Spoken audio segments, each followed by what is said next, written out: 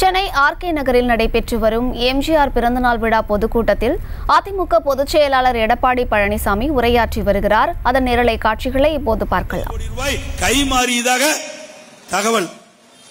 பட்டம் பகல்ல பகல் கொள்ளையை நடக்கின்ற ஆட்சி தான் இந்த ஆட்சி. இதற்கெல்லாம் விடுவு காலம் விரைவில் பிறக்கும்.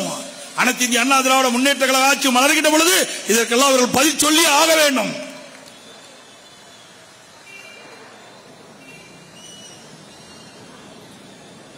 அதே போல இந்த வடசென்னை வடக்கு கிழக்கு மாவட்டத்தில் விடியா திமுக ஆட்சியில நிறைய திட்டங்கள் நிறைவேற்றவே இல்லை. அண்ணா திமுக ஆட்சியில் போடப்பட்ட திட்டங்கள்லாம் முடங்கி கிடக்குது.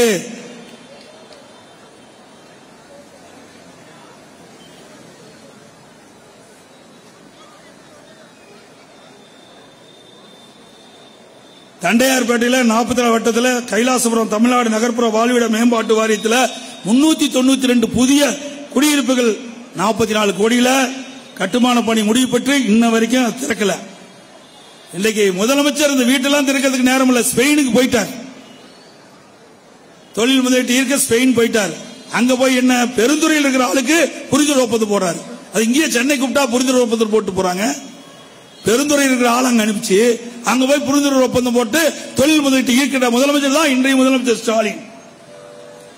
39 வட்ட மீனவர் காலனி தமிழ்நாடு நகர்ப்புற வாழ்விட மேம்பாட்டு வாரிய திட்டப்பகுதி பழைய 512 குடியிருப்புகளை இடித்துவிட்டு 56 கோடி மதிப்பீட்டில் புதிய குடியிருப்புகள் கட்டுமான பணி கடந்த 2 வருடம் ஆமை வேகத்தில் நடந்துட்டு இருக்குது. மக்களை பற்றி கவலைப்படாத அரசாங்கம் இன்னைக்கு விடியா திமுக அரசாங்கம். அதே போல தண்டையார்பேட்டை 40 வட்டம் வஉசி நகர் திட்டப்பகுதியில் பழைய குடியிருப்புகளை இடித்துவிட்டு புதிதாக 5000 குடியிருப்புகள் கட்டுவதற்கு அறிவித்துவிட்டு இன்று வரை எவ்வித பூர்வாங்க பணிகளும் மேற்கொள்ளப்படவில்லை. அதே போல அம்மா ஆட்சியில கொடுங்கையூர்ல தலா இந்து முஸ்லீம் மற்றும் கிறிஸ்தவ மதங்களுக்கு அவர்களுக்கு தனித்தனியா மயான பூமிகள். செய்திகளை உடனுக்குடனும் துல்லியமாகவும் தெரிந்து கொள்ள சப்ஸ்கிரைப் பண்ணுங்க.